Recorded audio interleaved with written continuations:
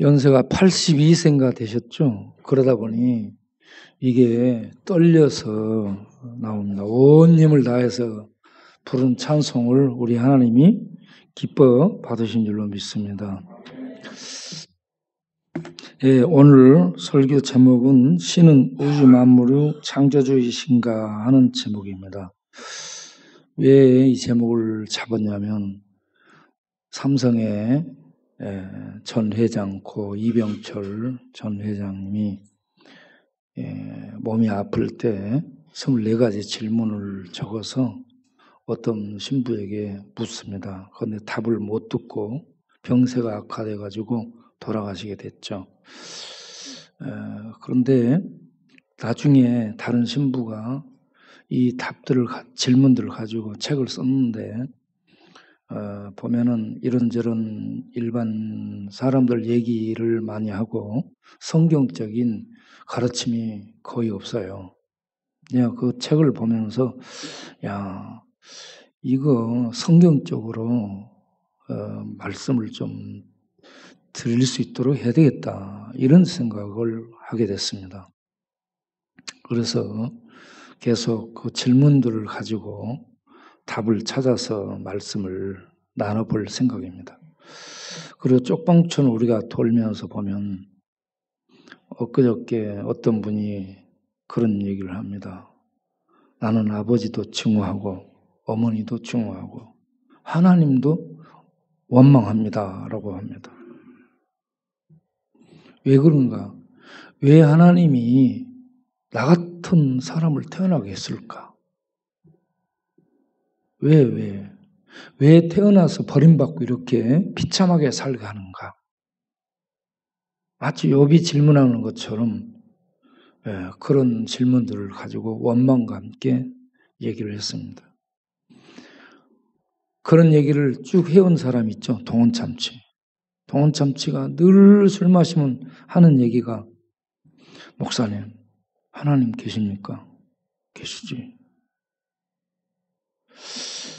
그러면 하나님이 나도 만들었습니까? 만들었지. 나는 변태인데 변태 같은 나를 왜 하나님이 만들었냐? 어디다 쓰시려고 나를 만들었냐 이겁니다. 그러면 변태 같은 너를 만든 이유가 변태 같은 놈들이 세상에 많으니까 변태 같은 그런 놈들에게 하나님을 알릴 수 있도록 하기 위해서 너를 만들었다라고 얘기를 합니다. 아, 그러냐고. 그러면 이제 또 조용히 이제 좀 있으면 또 물어봐. 네. 이게 풀리지 않는 거죠. 하나님 만나면 이게 풀리는데 하나님을 만나지 않으면 그 궁금증이 없어지지 않습니다. 그래서 참 재벌을 이루고 돈 속에서 살고 염려, 근심, 걱정 없이 모든 환경적인 혜택을 받고 사는 그런 분이면 야, 이제 만족하지 않겠는가라는 생각할 수 있는데 그게 아니고 궁극적인 질문, 본질적인 질문을 묻는 거죠. 왜? 인간이 아무리 누려도 이 근본적인 문제를 해결을 못 보면 그 질문을 하게 되어 있습니다. 그래서 삼성의 이병철 씨가 질문한 내용이 뭐냐? 하나님이 계시다면, 하나님이 천지를 만든 전능한 분이라면 왜 내가 아프고, 왜 인간 세계에 이렇게 고통이 많고, 세상에 우리나라 교회가 술집처럼 한 집 건너 교회인데 이렇게 교인들이 많고 교회가 많은데 왜 세상이 바꿔지지 않고 왜 달라지지 않냐? 이런 질문이죠. 네. 정말 하나님 계시냐? 맞냐? 하나님 천지 만물을 만드신 하나님 맞냐? 그분이 전능하다며 전능한 분 맞아? 그분이 현재 이 세상을 통치하는 거 맞냐? 네, 이런 얘기들입니다. 네. 답은 예스입니다. 하나님은 실존하시고 하나님이 천지 만물을 만드셨고 하나님이 온 우주 만물을 통치하시고 계십니다. 예. 그런데 왜 고통이 있고, 왜 죄가 들어왔고, 왜 죽음이 허용됐고, 이런 것들이 왜 있는가? 예. 왕자였던 석가모니가 떠나서 보르스 밑에서 이 문제를 가지고 사색을 하고 질문의 답을 찾기에 들어가지만 답을 찾지 못하죠. 예. 어디에 가면 답을 만날 수 있냐? 성경에 가면 만날 수 있습니다. 예. 독일의 유명한 실존주의 철학자 칼 야스퍼스가 얘기한 그 시, 짧은 시가 있죠. 예. 그걸 보여주세요. 그게 뭐냐? 나는 왔누나 온 곳을 모르면서, 나는 있누나 누군지도 모르면서, 나는 가누나 어디로 가는지도 모르면서, 나는 죽으리라 언제 죽을지 모르면서, 인간의 실존적인 부분, 근본적인 부분을 이렇게 묻고 있습니다. 이런 질문들을 많이 갖고 살고 있으라고 봅니다. 이런 질문들을 무엇으로 우리가 답을 얻을 수 있는가? 성경에 가서 하나님의 말씀을 본으로 답을 얻을 수 있습니다. 자, 하나님이 천지를 만드신 신이 맞으신가? 예, 맞습니다. 예, 창세기를 보게 되면 1장 1절에 말씀을 하죠. 태초에 하나님이 천지를 창조하시니라. 예. 자, 태초라는 것은 인간 세계의 맨 처음 시작되는 시간을 말씀하죠. 그 처음에 전능하신 하나님께서 엘로힘 하나님입니다. 엘로힘 하나님은 전능하시고 강하신 하나님이라는 의미를 갖고 있습니다. 엘은 신을 의미하고 엘로힘은 신의 복수 형태의 명사입니다. 천지는 하늘과 땅, 우주를 말합니다. 창조하셨다는 것은 만드셨다는 건데 아무것도 없는 중에서 만든 겁니다. 없는 상태에서 하늘과 땅을 만드셨다. 이분이 하나님이시다 하는 얘기입니다. 자, 그때 땅, 우리 인간 세계에 우리 인간들이 살 땅, 지구가 이제 우리들의 삶의 터전이기 때문에 땅에 대해서 주로 얘기를 합니다. 하늘에 대해서 만든 것, 우주에 대해서 만든 것은 무한히 넓고 말할 수 없기 때문에 얘기를 할 수가 없고요. 일단 땅에 대한 얘기를 하게 되죠.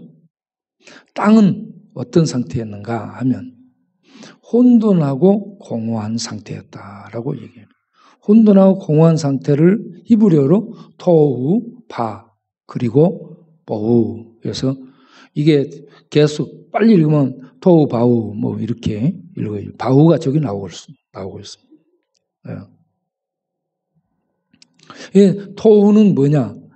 땅이 있는데 땅이 황량한 상태로 있습니다. 질서가 없어요. 어떤 폼도 형태도 없습니다. 그냥 땅이 이 황량한 상태로 있는 것이죠. 그리고 보우는 뭐냐? 그 안에 내용물. 예, 어떤 내용물이 없는 텅 빈 상태를 얘기합니다. 자, 이런 상황에 하나님이 이제 구체적으로 질서를 만들고 폼을 만들고 내용을 만드는 일들을 하는데 이게 창조 기사입니다. 예. 자, 그게 1장 2절 이하에 이렇게 창세기 1장 2절 이하에 나오고 있죠. 하나님의 영은 땅은 혼돈하고 공허하며 흑암 캄캄함이 바닷물, 지구를 덮고 있는, 지구의 땅이에요. 지구를 덮고 있는 이 물 가운데 캄캄한 흑암이 강보에 쌓인 것처럼 이렇게 깊음 속에 흑암이 있고요. 그 물 위에, 물 표면 위에서 하나님의 신이 운행을 하면서 작업을 시작하려는 그러한 상황을 묘사해 주고 있습니다. 자, 이런 때에 하나님께서 빛이 있으라 해서 빛을 만드시죠. 어두운 가운데서 빛을 만들게 됩니다. 그리고 이제 이 지구를 둘러싼 이곳에서 물을 밀어 올려요. 물을 위로 올려. 하늘 궁창 위에 물층으로. 그리고 이 지구에 덮고 있는 이 물을 한 곳으로 바다로. 이렇게 해서 육지가 드러나도록 이렇게 작업을 하시게 됩니다. 그렇게 해서 만들어진 이 우주를 잠시 그림으로 보게 되면 내가 색칠이 아주 보여준 이겁니다. 지구가 이렇게 있죠.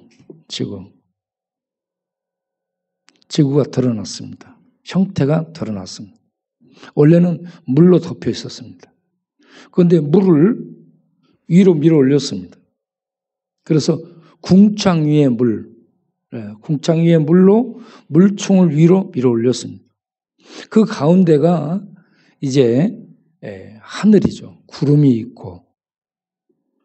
있고 새가 나르는 하늘을 만들었습니다. 그리고 그 위에 하늘에 해, 달, 별들이 있는 것이죠. 그 위에가 이 물층이라고 이런 어떤 것을 만든 것이다. 그리고 그 물로 이렇게 경계된 그 위에가 하나님이 계시는 세계다. 히브리인들의 이런 하늘 개념을 가지고 당시 만든 세계에 대한 전체적인 윤곽을 잡아봤습니다.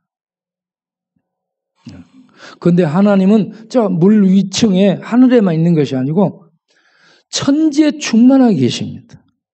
안 계신 곳이 없습니다. 그래서 야곱이 밤에 도망가다가 꿈속에 찾아온 하나님 만나고 놀래가지고 일어나죠. 하나님이 여기에도 계셨네요. 깜짝 놀란 겁니다. 하나님은 안 계신 곳이 없습니다. 하늘에도 있고 땅에도 있고 땅 아래 물속에도 있고 수월 깊은 음부에도 하나님은 다 들어가서 모든 영역을 통치하는 전능한 신이십니다. 하나님의 통치를 벗어날 수 있는 세계는 없어요. 우리가 이러한 하나님의 물층으로 지구를 밀어 올려서 지구의 모습이 드러났다는 것에 대한 설명이 될 것 같아서 이것을 이렇게 보게 된 것입니다. 자, 이렇게 하나님께서 천지를 만드신 것입니다. 그런데 이렇게 창조 기사를 놓고 우리가 보게 되면 이게 단순히 하나님이 창조만 하셨다는 것을 가르쳐주는 과학적인 어떤 가르침인가? 그런 것이 아닙니다. 과학적인 그러한 부분은 일부고요. 그 너머에 하나님이 의도하신 그러한 개념들이 있습니다. 그래서 우리가 이 시간에 잠깐 그걸 살펴보도록 하겠습니다. 창조 기사를 통해 우리들에게 하나님이 말씀하시려고자 하는 것이 뭔가? 첫째, 하나님은 계획을 갖고 계시는 이성적인 존재라는 얘기입니다. 하나님이 무슨 일을 하실 때 계획을 갖고 하십니다. 이성적이라는 얘기입니다. 우리들도 무슨 일을 하려면 다 계획을 세우죠. 계획 없이 무작정 하는 사람이 없습니다. 그래서 이 천지 만물을 만드실 때에 하나님이 계획을 갖고 이걸 그 계획대로 이루신 그러한 이성적인 분이시구나. 이걸 깨달아야 된다는 겁니다. 두 번째는 그러면 하나님이 그 계획을 이루실 때에 어떤 건설회사를 불러가지고 그들에게 용역을 줘서 아니면 어떤 전문적인 건축가를 불러서 이걸 이렇게 해달라고 한 것인가? 그것이 아니라는 얘기입니다. 하나님은 손수, 하나님의 능력과 하나님의 말씀과 지혜를 가지고 이 계획들을 그대로 이루셨다 하는 얘기입니다. 그 다음 세 번째는 그러면 이런 전능하신 하나님은 이성을 가지고 계획을 하시고 그걸 능력으로 이루신 분인데 이분은 도대체 우리에게 무엇을 해줄 수 있는가? 세상이 지금 죄악으로 가득하고 죽음으로 사람들이 허덕이고 질병으로 이렇게 나아가 떨어지는데 이런 하나님은 무엇을 하실 수 있는가? 세 번째는 이렇게 창조하신 계획을 가지신 하나님이 그걸 이루신 전능하신 엘로힘 하나님이 우리 인생 가운데 개입하셔서 우리를 구원할 수 있는 구원자가 되신다는 것을 말씀하고자 하시는 것입니다. 그러면 이런 하나님이 이성을 가지시고 우상이 아니라는 얘기입니다. 우상은 그런 게 없어요. 계획을 가지시고 계획하시고 그대로 이루신 전능하신 그런 하나님이시고 그 하나님이 지금도 살아계시고 통치하신다면 왜 우리 가운데 이런 고난이 있는가? 고난, 질병, 이해할 수 없는 역경들이 왜 계속 오는가? 그거는 그런 고난이 오고 고통이 올 때에 하나님을 생각하고 찾도록 하기 위함인 줄 아시기 바랍니다. 괴로울 때 주님의 얼굴을 보라. 주님의 얼굴을 찾으라는 얘기입니다. 그리고 죄는 왜 허락을 하셨을까? 죄가 뭐예요? 단절을 가져오는 거예요. 생명을 단절시키는 죽음을 가져오는 거예요. 죄예요. 이런 죄, 흉악한 죄를 왜 허락하셨는가? 그거는 죄에 빠져서 허우적대는 인간에게 하나님이 아들을 보내셔서 그 죄 가운데서 구원하시는 하나님의 사랑을 알도록 하기 위해서 죄를 허락하셨다. 이것도 하나님의 계획 속에 들어가 있는 겁니다. 다음 죽음도 들어가 있습니다. 인간은 죄로 말미암아 죽게 돼요. 이것들은 우연히 생긴 게 아니에요. 하나님의 계획 속에 다 들어가 있습니다. 전능하신 하나님의 계획 속에 다 들어가 있어요. 그럼 죽음은 왜 허락하셨는가? 죽음은 끝인가? 죽음은 멸망인가? 아닙니다. 죽음은 하나의 장치예요, 장치. 우리 인간의 죄와 부패와 타락한 이게 본성적인 본성에 이 타락이 들어와 있습니다. 썩은 죄가 들어와 있어요. 그래서 아무리 죄 짓지 말아야 해도 죄 짓게 되어 있습니다. 죄의 성향이 우리의 본성에 있습니다. 그래서 이거는 어떻게 없앨 수가 없는 거예요. 어떻게 없어요? 죽여야 되는 겁니다. 죽어야 죄의 본성적 타락이 죽게 되고 썩게 되고 없어지게 됩니다. 그래서 죽음이 비참하고 멸망적인 것이 아니고요. 죄와 하나님 차원에서 보면 죄와 죽음을 없애는 하나의 장치로 우리에게 주신 거죠.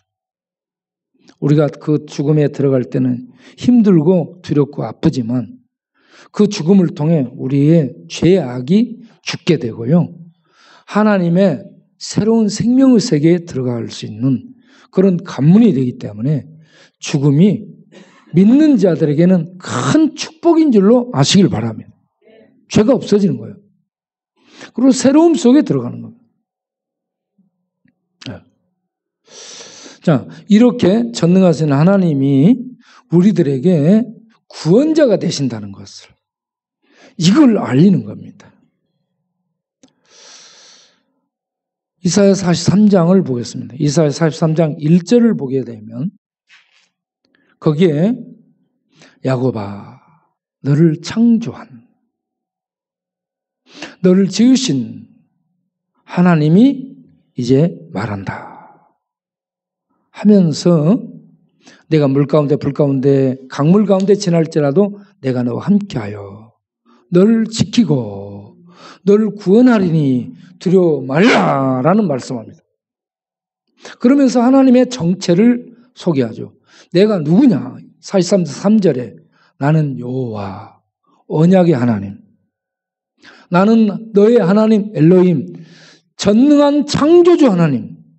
그리고 이스라엘의 왕은 세상 신들하고는 다른 초월의 하나님 거룩한 자라고 표현합니다. 세상 신들은 더러 우상이요 사람이 만들었어요. 말도 못하고 생각도 못하고 움직여 다니고 화도 못하고 축복도 못하는 그런 것이 신이에요. 세상 신. 그런데 엘로힘으로 불러요. 그런데 나는 거룩한 자야. 세상 것들과는 차원이 다른 초월에 계시는 신, 거룩한 자라는 얘기입니다. 그리고 구원자라는 얘기입니다. 이스라엘의 구원자. 네. 거기 43장 3절에 하나님의 이 역할을 담은 명칭이 다 들어있습니다. 그리고 43장 11절에 다시 반복합니다. 나는 여호와 나 외에는 구원자가 없느니라. 이렇게 우리 하나님을 구원자로 소개를 하고 있습니다. 자, 이 하나님이 이 창세기에서는 이렇게 땅을 드러내고 하늘 궁창을 만드는 이런 정도로만 얘기를 했습니다.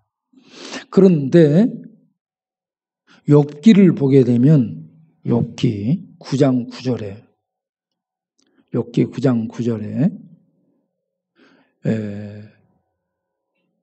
북두성과 묘성과 삼성에 대해서 얘기를 합니다. 그것을 현대 성경에서 보게 되면 큰 곰자리, 어려운 자리, 황소 자리로 그리고 남녘의 밀실을 남녘 하늘의 별로 이렇게 얘기를 하고 있습니다. 이런 것을 하늘에 걸어두셨다. 별,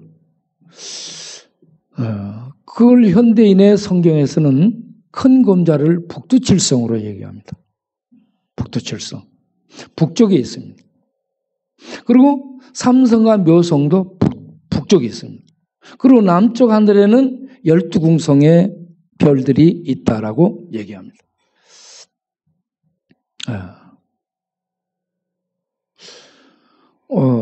그래서 이 영어로 이렇게 보면은 아크루투스, 오리온, 필레이아데스 이렇게 이제 얘기를 하고 있죠. 큰 곰자리, 오리온자리, 그리고 묘성,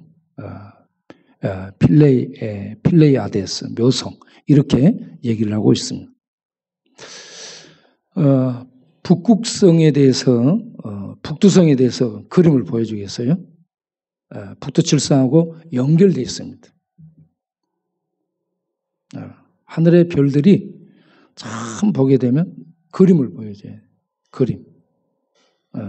연결되어 있어요. 그림. 예. 이게 이제 북두칠성이죠. 하나, 둘, 셋, 넷, 다섯, 여섯, 일곱. 이게 큰 곰자리 발자국입니다. 그리고 이게 이제 북쪽에 이렇게 보면은 있어가지고 항해하는 사람들이 저걸 보고 이렇게 지리적인 판단을 할 수 있는 그러한 별자리라고 얘기를 하죠. 그런데 이게요, 이 별 무리가요, 일정한 속도로 움직입니다. 저 별 뒤에 별들이 얼마나 많은가 보세요.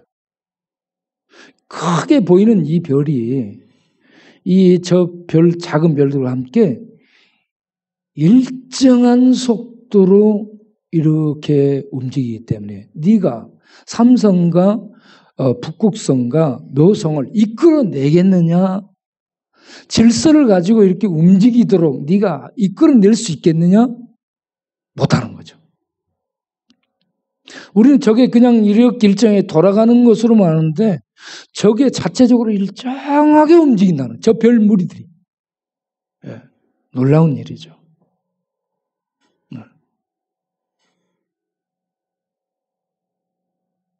자, 그리고 그 다음을 이렇게 보세요. 이걸 좀 더 이제 확대해가지고 본 거고. 저 밑에는 저게 좀 확대해 보세요. 저 그림을. 저게 북두칠성 저 끝부분에 있는 이게 북두성이라고, 북극성이라고, 우리는 북극성이라고 그렇죠. 빛나는 거 있잖아요. 가장 가까이 빛나는.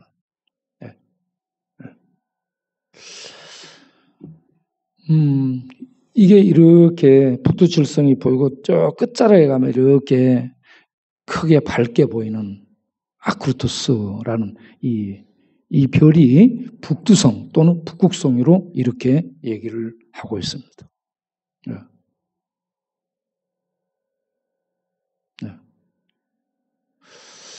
자, 이 북두성, 북두칠성, 그리고 이제 삼성은 이게 이 세 개가 밤하늘에 이렇게 떠서 빛나는 거 있습니다. 다른 거 한번 보세요. 삼성은 내가 안 보였나? 삼성은 내가 안 보여준 것 같은데, 안 보낸 것 같은데. 이 하늘에 보면 세 개 별이 빛나는 거 있어요. 그걸 삼성이라고 얘기합니다. 자, 이러한 별들을요, 창세기에서는 그냥 하늘의 별들을 이렇게 했다는데 욥기서에서는 이 별들을 이렇게 얘기하면서 이 별대를 네가 이끌어낼 수 있겠느냐?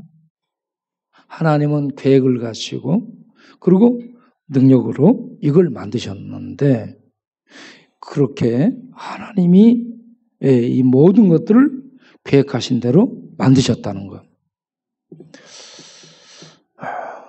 놀라운 일입니다. 잠언 3장 19절을 보게 되면 하나님은 이걸 어떻게 만드셨는가? 지혜로 땅을 만들고 명철로 하늘을 굳게 세웠다. 이렇게 얘기합니다. 하나님이 지혜로 땅을 세웠어요. 땅을. 명철로 하늘을 세웠습니다. 그런데 경고가 있었습니다. 안 쏟아지잖아요. 하늘이. 땅도 안 꺼지잖아요. 그래서 이 모든 거 걸어다니고 이렇게 느끼는 이 모든 것이 놀라운 그런 하나님의 신비 속에, 오묘함 속에 있습니다. 저는 이 세계를 볼 때에 정말 아름답다고 느껴요. 하늘의 별들이 얼마나 아름답습니까? 봄이 되면 전 이 들판에 새싹들이 탁 돋아납니다. 그거 새싹이 이렇게 움터가지고 탁 나올 때 얼마나 아름답습니까? 밤이 되면 이슬이 내려가지고 아침에 이렇게 걸어가다 보면 풀잎 끝에 맺혀 있는 영롱한 이 이슬 방울들. 이게 그냥 은구슬 같고 옥구슬 같고 진주 같고 아름답습니다. 그리고 이게 열매들이 맺어요. 또 벌판에 여름에 나는 이 보리 이거 가지고 벌판이 노래지고 가을에 벼가 누래 익었을 때 얼마나 아름다운지 모르겠어요. 예. 그리고 산하에 드는 단풍들. 그리고 가을이 되면 갈잎들이 이렇게 손짓하는 거. 하나하나 속에요. 이 하나님의 아름다움이, 하나님의 놀라움이 들어있습니다. 그래서 욥기서 9장 8절을 보게 되면 하나님의 오묘함, 하나님의 오묘함이 하늘보다 높고 음부보다 깊다고 합니다. 예. 저기 아닌가 보다. 예. 하나님의 오묘함. 내가 찾아볼게요.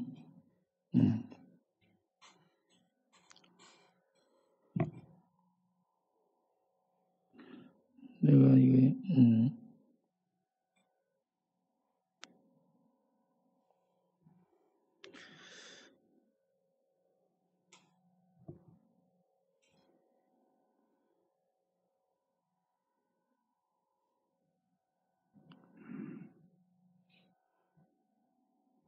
하나님의 오묘함. 욥기 11장 7절 8절.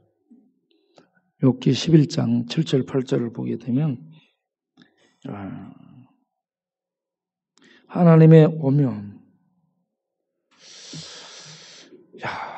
하나님의 오묘함이 탁월함과 뛰어남입니다. 하나님의 뛰어남, 탁월함을 어찌 증명할 수 있겠느냐? 예. 전능자를 어찌 우리가 능히 완전히 알겠느냐? 우리가 볼 수 있는 것은 이 우주의 4~5% 정도 보는 겁니다. 별들, 하늘의 별들도 볼 수 있는 게, 육안으로 볼 수 있는 게 4,000개 정도죠. 그런데 나중에 천체 만원경을 통해 밝혀지는 게 별이, 안 보이는 별이 더 많습니다. 은하계가 120만 개 정도.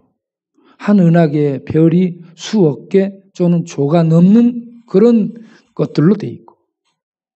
네. 저 큰 곰자리, 북두칠성 그것만 해도 서로 이별해서 저 반짝이는 큰 별들 사이에 가는데 50억 광년이 걸린다는 얘기를 하고 있습니다. 그 큰 별들이 빛나 가까이 보이는데도 그 별들 세 개를 서로 가는데 50억 광년? 뭐 이 정도 걸린다면 이게 얼마나 멀리 있는지 모르겠습니다. 그리고 별들이요, 빛을 내는 발광체가 있고요, 빛을 내지 않는 별들이 그렇게 많다는 겁니다. 태양 같은 경우는 빛을 내는 발광체죠. 그 안에 수소폭탄 폭발이 핵융합을 하게 되는 게 이게 하루에도 수천만 번 일어난답니다. 계속 폭발이 일어난다.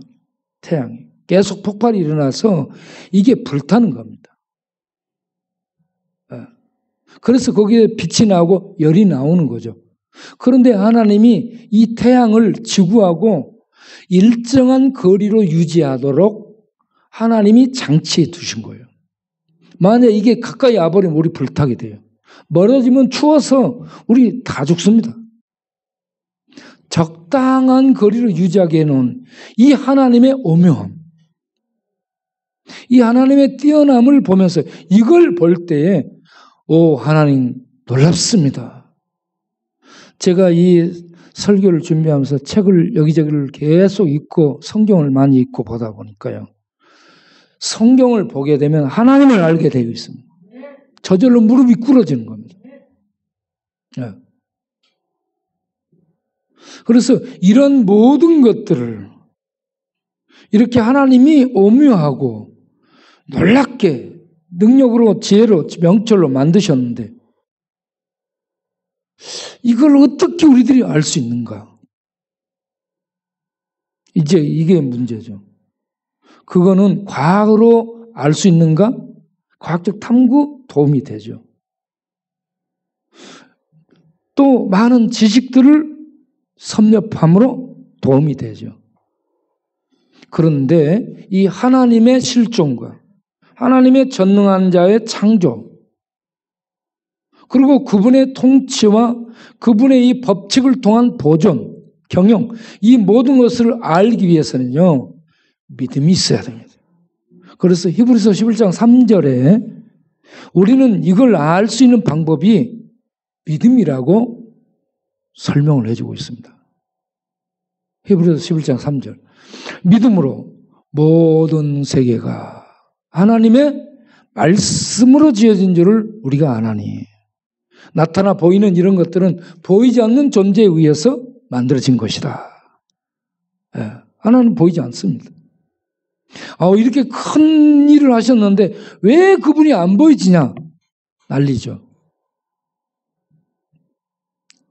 예, 그 하나님을 보면 죽기 때문에 하나님이 우리에게 보이지 않습니다. 하나님은 빛이고요, 불입니다. 예. 우리가 에스겔서를 한번 보겠어요. 에스겔 1장을 보게 되면 하나님이 어떤 분인지 이렇게 설명을 하고 있습니다. 에스겔 1장 26절이요.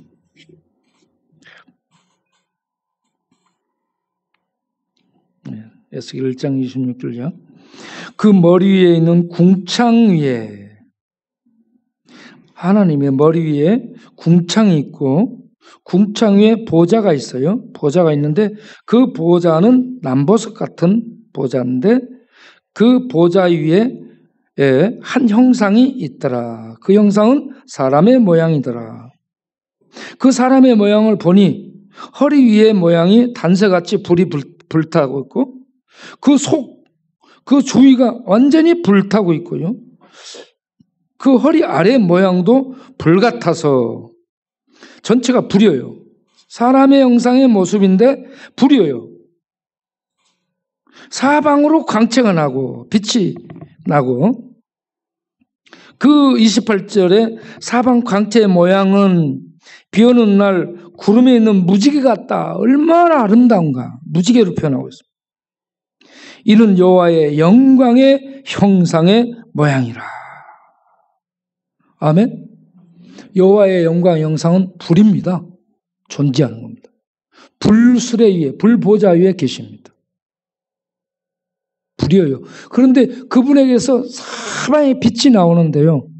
그 빛이 비 오는 날에 떠있는 무지개처럼 아름답다. 아름다운 하나님이 온 세상을 아름답게 창조하셨습니다. 그래서 그 하나님이 창세기 1장을 보게 되면 엿새 동안 뭘 만드시고 이것저것 만드시고 마지막에 보시기에 좋았더라. 보시기에 좋았더라. 이거는 보기에 굿이다 이 말입니다. 굿이다 이 말은 아름다움을 담은 하나님의 뜻대로 된 겁니다. 하나님이 계획한 대로 이게 하나님의 신성과 능력과 하나님의 지혜와 하나님의 오묘함이 탁월함이 그 속에 만든 만물 가운데 들어가 있습니다. 저는 바다에서 살아가지고요. 바다에 대해서 늘 생각하는데 바다 있잖아요. 바다는 밑에가 깊은 흑암입니다. 들어가면 캄캄해요, 여러분. 그래서 바다의 깊은 흑암을 하나님은 강보로 싸고 있다라고 바다를 표현합니다. 바다의 깊음. 그런데 이 흉용하는 파도가 그 한계를 넘어오지 못하도록 설정을 했다. 그 파도가 넘어오지 못하도록 하는 한계를 무엇으로 했는가? 모래로 했다. 참 신비롭잖아요. 그 속에 하나님의 신비와 오묘한 능력들이 들어있습니다. 그 큰 파도가 쫙 오면은 모래가 이걸 막는다 말이 안 되죠. 그런데 모래가 막습니다. 이 신비함. 그래서 그런 신비 속에 들어가서 하나님을 바라보게 되면 참 아름다워라 주님의 세계는 하면서 하나님에 대한 찬양을 드리지 않을 수 없습니다. 보시기에 좋았더라. 보시기에 좋았더라. 토부. 하나님이 만드신 그 목적대로, 그 계획대로 모든 것이 다 돼 있다는 얘기입니다. 그래서 이 천지 만물을 보면 하나님의 실존을 보게 되고 하나님의 생성과 능력과 지혜가 보이는 겁니다. 그래서 이 모든 걸 우리는 무엇으로? 믿음으로 알게 된다. 그런데 믿음으로 아는데 들어가서 보면 하나님 무엇으로 만들었는가? 하나님의 말씀으로 만들었더라. 하나님의 말씀은 뭔가? 요한복음 1장 1절에 3절을 보면 태초에 하나님과 계신 로고스입니다. 로고스는 인격을 얘기합니다. 이성적 인격자, 인격체입니다. 하나님이 인격체인데 말씀이 인격체입니다. 이 인격체인 말씀이 하나님의 말씀을 그대로 이루는 말씀이에요. 그렇게 해서 하나님의 말씀으로 천지를 계획한 대로 만드신 겁니다. 태초에 태초에 말씀이 계시니라. 이 말씀이 하나님과 함께 계셨으니 이 말씀이 곧 하나님이라. 그 태초에 하나님과 함께 계셨고 안 계신 적이 없다 이 말입니다. 안 계신 적이 없이 계신 하나님이 만물을 만드셨다. 그리고 창세기 1장 2절에 하나님의 신이 수면에 운행하며 만드셨다. 하나님 엘로힘과 하나님의 말씀 인격체 하나님의 신 성령이 삼위가 이 창조를 하셨습니다. 그래서 창세기 1장 26절에 보게 되면 하나님이 우리의 모양대로 우리의 형상대로 우리의 모양대로 우리가 사람을 만들자. 우리라고 합니다. 우리라고. 여기에 하나님이 복수로 나오죠. 우리가 만들자. 그래서 이 모든 이 우주 만물은 우리로 표현된 엘로힘 하나님에 의해서 하나님과 성령과 하나님의 말씀인 이 하나님에 의해서 천지 만물이 만들어졌음을 믿으시기 바랍니다. 그래서 우리가 성경을 읽게 되면 하나님이 이런 놀라운 분이라는 것을 알 수 있게 됩니다. 그런데 이 하나님이 창조만 하고 내버려 둔 존재가 아니고 죄와 죽음의 저주 가운데 빠진 우리를 구원하기 위해서 오신 구원자라는 거죠. 그래서 이사야 43장 3절에 하나님 여호와는 엘로힘인데 그 하나는 모세야. 모세이 우리의 구원자라는 얘기입니다. 네. 모세처럼 우리를 구원하는 구원자. 네. 그리고 그 하나님은 여기에 호세야, 여호수아 그 실체의 이름이 예수아. 그래서 예수로 우리에게 오시게 됐죠. 그래서 예수는 우리를 죄에서 구원하는 구원자 하나님입니다. 그래서 우리가 예수 믿으라 하는 말이 억지로 와서 막 종교 생활해라 이런 것이 아니고 이러한 이 하나님, 천지를 계획하고 만드신 전능하신 하나님, 그 하나님은 우리 죄인들을 사랑하는 사랑의 하나님, 그 사랑을 아들 예수를 통해서 십자가에서 실천해서 우리를 죄의 저주에서 건져내신 구원자 하나님, 이 구원자 하나님을 믿고 죄와 죽음이 없는 그 하나님의 빛의 생명의 그 영역에 들어가서 하나님과 살도록 준비하라. 그 일을 할 수 있도록 본인에게 하도록 하기 위해서 예수 믿으라라고 말씀을 하는 거죠. 그래서 이 진리를 우리들이 알게 되면 요한복음 20장 31절에 성경을 하나님이 이런 분이라는 걸 알고 그리고 성경을 기록한 목적이 요한복음 20장 31절에 예수를 그리스도로 하나님의 아들로 알고 믿어서 구원 영생을 얻도록 하려 함이라. 이 목적을 알게 되는 것이죠. 그러면 내가 예수를 믿어서 구원에 들어가게 되고 구원받은 다음에 구원이라는 것은 하나님의 생명에 들어가는 것. 하나님의 생명에 들어갈 수 있도록 하는 것 믿음이죠. 믿음으로 하나님과 연합해서 생명을 얻고 난 다음에 이게 없는 사람은 죽음 아래 있잖아요. 세상은 죽음 아래 있어요. 저주 아래 있습니다. 그런 세상을 향해 우리가 감히 이렇게 외칠 수 있는 거죠. 사도행전 16장 31절 주 예수를 믿으라. 그리하면 너와 내 집이 구원을 얻으리라. 사도 바울이 외치는 거고요. 사도 베드로는 사도행전 4장 12절에 다른 이로서는 구원을 얻을 수 없다. 다른 건 신이 아니다.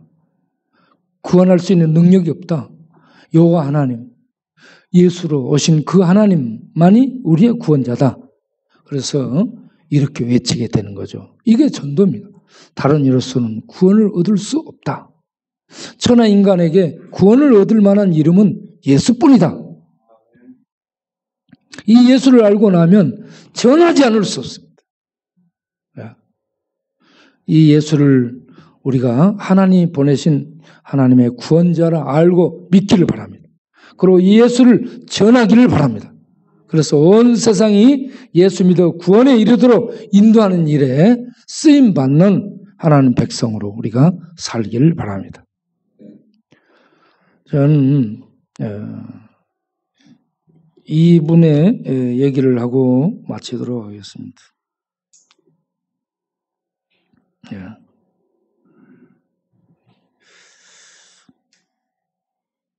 이게 어둡게 돼가지고 좀 더 훤하게 하겠어요.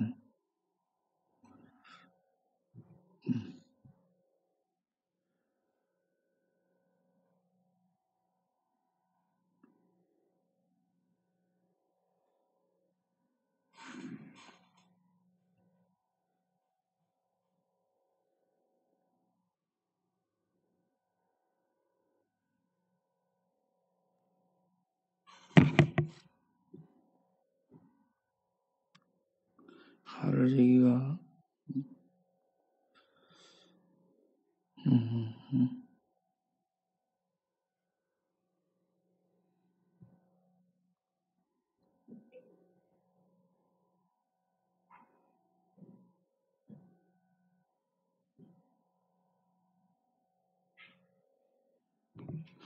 김도균에서 찾으니까 안 나왔지.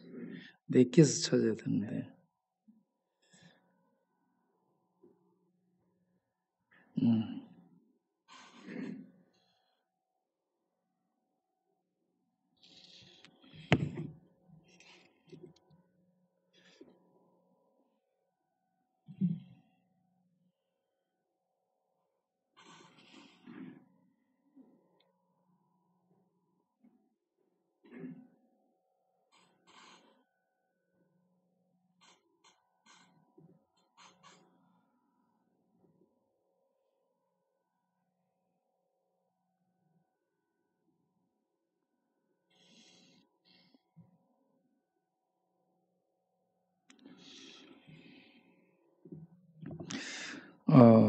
이 하나님을 알고 하나님의 세계 속에 들어가면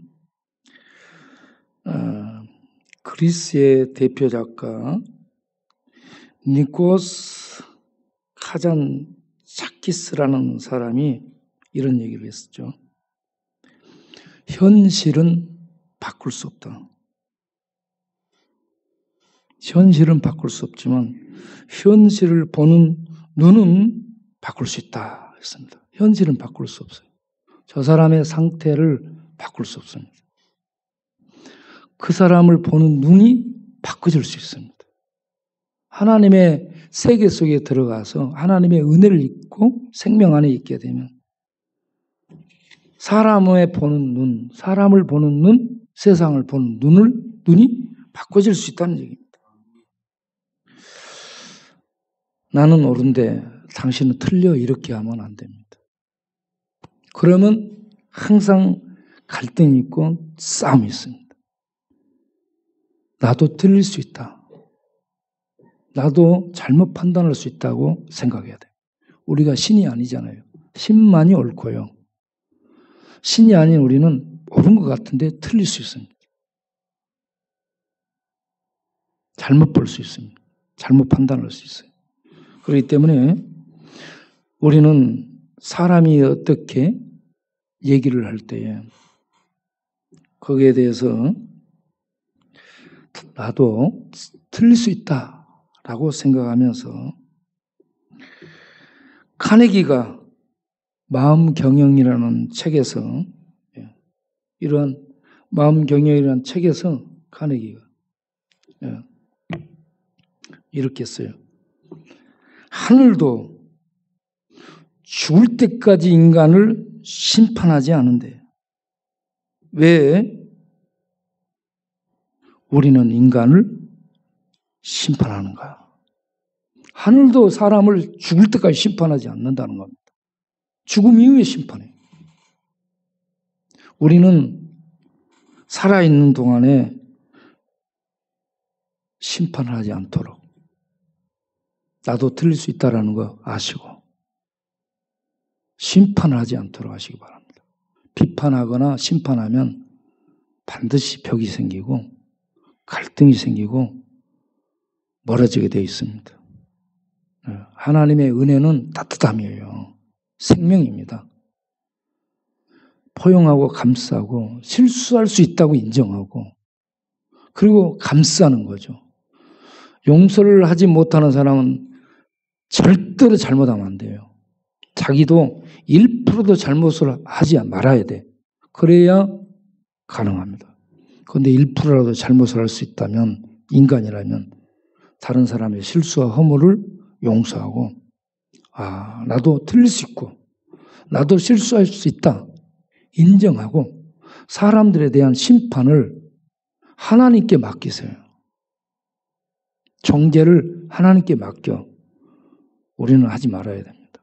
우리가 할 수 있는 축복과 그리고 용서와 그리고 그들을 향한 기도를 하면서 손 내미는 거죠. 이런 하나님의 은혜를 우리가 이 무한한 하나님의 우주 공간 속에 창조의 영역 속에 들어가서 보면 우리는요 먼지도 아니고 티끌도 아니야. 하나님 온 세계 이 지구 이것도 이 물방울 하나의 물방울 정도로 보는데 우리가 뭐라고? 그런 우리를 하나님이 사랑하셨다는 거죠. 그러면 그 사랑을 알고 우리들도 하나님이 그렇게 대하는 것처럼 용서하고 사랑하고 축복해 줄 수 있는 그런 하나님의 사랑을 행하면서 갈 수 있어야 될 줄로 믿습니다. 하나님 진짜 믿고 하나님의 넓음 속에 들어가 하나님의 넓음으로 사는 우리가 되기를 바랍니다. 기도하겠습니다. 하나님, 창조를 보면서 하나님은 계시고 하나님은 전능하시고 분명히 만드신 신이심을 믿습니다. 그 하나님을 우리가 믿고 따른다면 우리가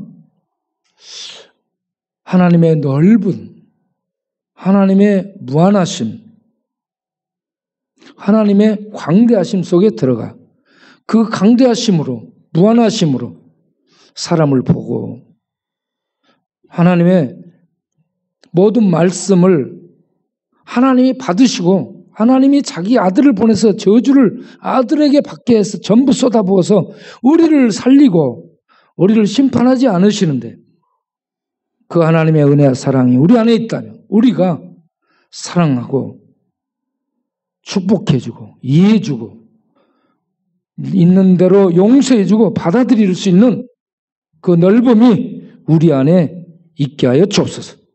그렇게 살 수 있는 하나님의 창조 속에 창조의 능력을 경험하고 창조의 그 은혜들 속에서 살 수 있는 그러한 우리 성도님들이 되게 하여 주옵소서. 예수님의 이름으로 기도하옵나이다. 아멘. 다 같이 찬송가 144장을 부르면서 준비한 헌금을 드리겠습니다.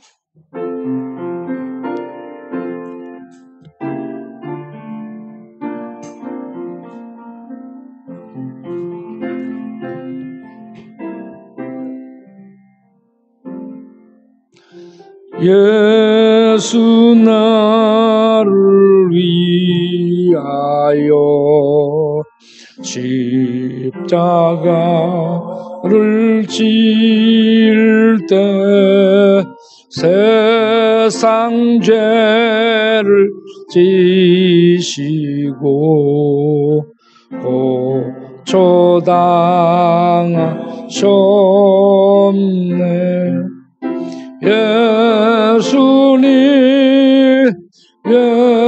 예수님 나의 죄 위하여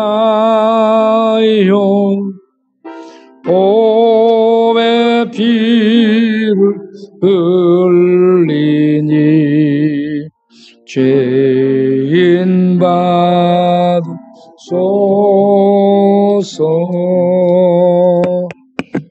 아멘.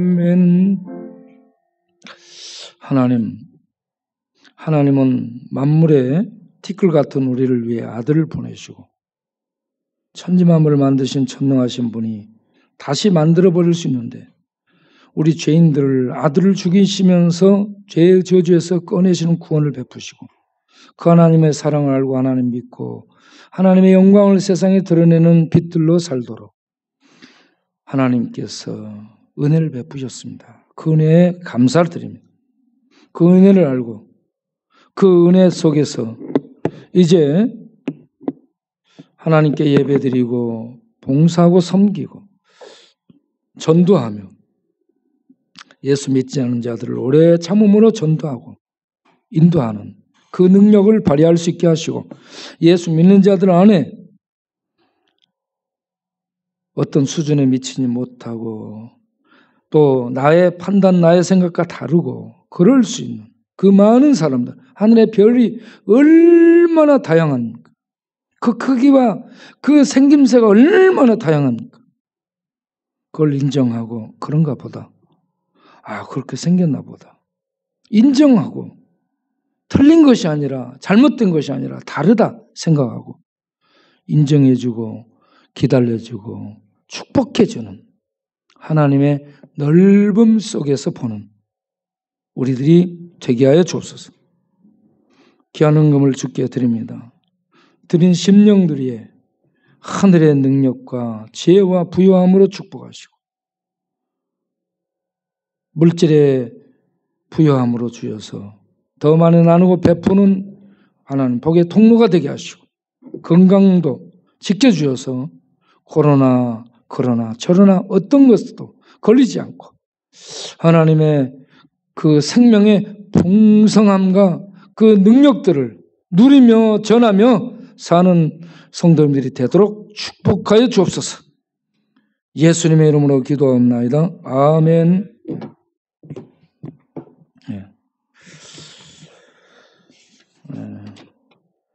오늘 아침부터 나오셔서 예배에 참석하시고 또 이런저런 봉사와 찬양 인도와 안내와 여러모로 수고해 주신 여러분 모두에게 감사를 드립니다. 오늘 또 우리에게 은혜를 베푸신 하나님께 감사 영광을 돌리고 수고하신 모든 분들께 감사를 드립니다. 설 명절 떡을 보내오신 분들이 있습니다.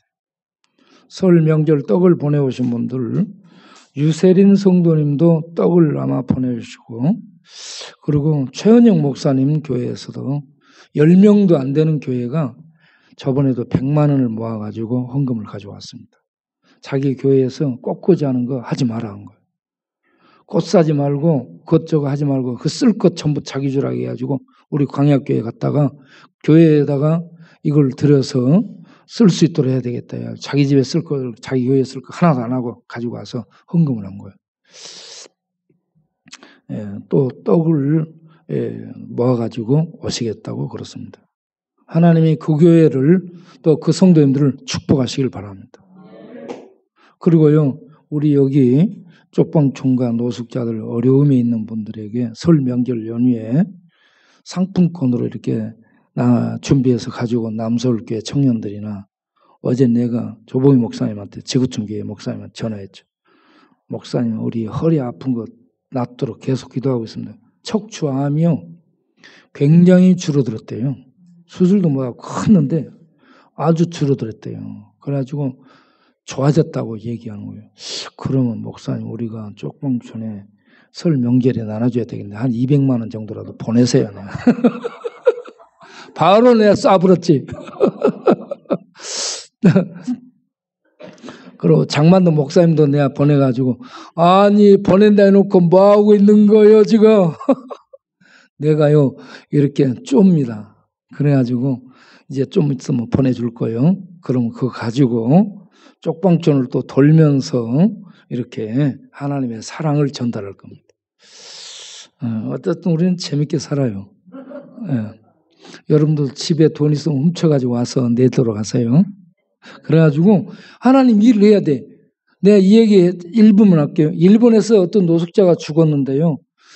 청소하다 보니까 현찰로 4억 이상의 돈이 나온 거예요. 돈을 전대에다가 싸놓고 거지로 산 거예요. 돈은 써야 자기 돈이에요. 전대나 박스 안에 넣어놓고 살지 마세요. 언제 죽을지 모르는데 죽어버리면 남이 가져가. 그러니까 그런 돈 있으면 발견해서 막 써. 그래야 내 돈이에요. 통장에 돈 있어. 통장에도 막 있으면 꺼내 쓰세요. 빚 지고 가면 어때? 막 써. 막 쓰는 것이 내 돈이에요. 네. 잘 알아서 들으세요. 헌금 기도 했던가요? 한 것 같은데? 했죠? 안 했어요? 했잖아. 이제 그러면 다 같이 일어나서 찬송 1장하고 죽도록 마치겠습니다.